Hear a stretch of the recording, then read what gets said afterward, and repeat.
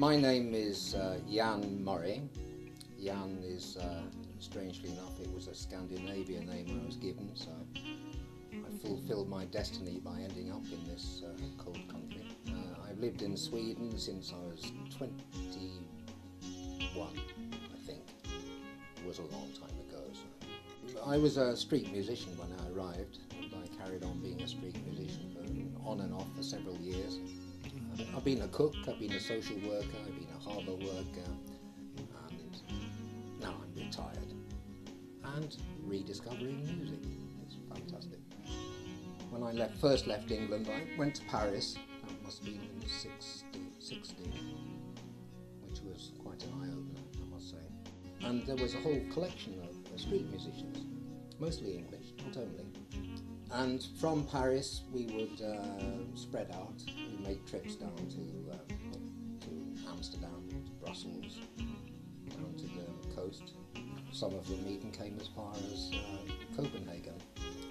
I extended the limits by coming to Stockholm. The places I played in Stockholm at that time, this is 1962 I imagine. Hertoriet was always popular because there were a lot of people there. But there were also a lot of policemen. It was very, very illegal. I spent at least 2 nights in prison, and one stage got a fine. Actually, it was the day before I got married. They said, I have to come in tomorrow. I said, I can't come in tomorrow, I'm going to get married. In Paris we learnt it was illegal in Paris too, but the police didn't care. In Stockholm it was illegal. But they didn't know about it, but they were convinced it was illegal, and they would chase us.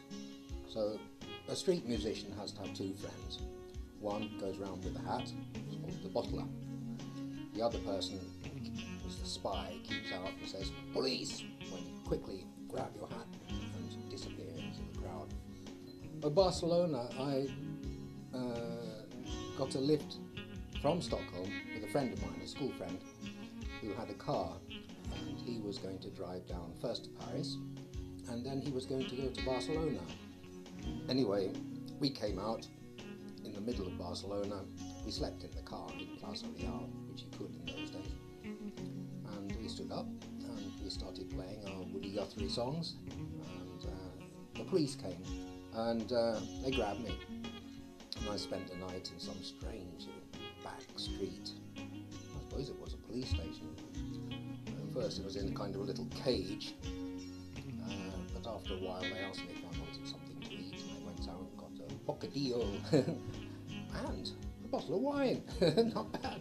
The police bought me a bottle of wine. They took all my money, and we had a good conversation after a bottle of wine. I think they must have drunk a bottle of wine too, and released me the next day. I'd made perhaps the equivalent of 20 Swedish crowns, which in Franco Barcelona was a fortune. So I went out, they let me out, we kept the money, and I immediately started playing again, got my 20 crowns back, which meant I could stay in a hotel rather than sleeping in the car. Well, I went to a grammar school, and me and my friends, we had this skiffle group. The technical colleges, which tended to arrange parties, and they would dance, and the music was generally Dixieland jazz, New Orleans jazz, which was what the hip people liked then, interspersed with skiffle. Even the English jazz bands would have skiffle during their intervals. Usually the banjo player would pick up a guitar and the drummer would come in and the bass player. Yeah. And I used to play in technical colleges. We weren't very good. I mean, looking back, I think we probably learnt at least, well, possibly 2 chords, but you can go a long way with 2 chords if they're the right chords. It was there I met Glyn Johns, who turned up later in Stockholm as the sound technician for the Rolling Stones. We had a very interesting party with the Rolling Stones. It was the lifestyle that appealed to me first, the lifestyle of being free, having just your guitar and moving from town to town. I used to move from town to town. I had a guitar. I didn't even have a case for the guitar. I would, if it rained, I had to cover it over with my jacket.